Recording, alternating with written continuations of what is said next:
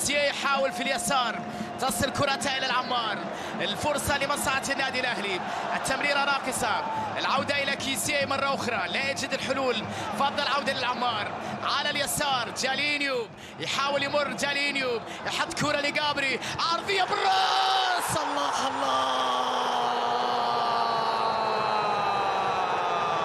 وعبر الزمان سنمضي معا،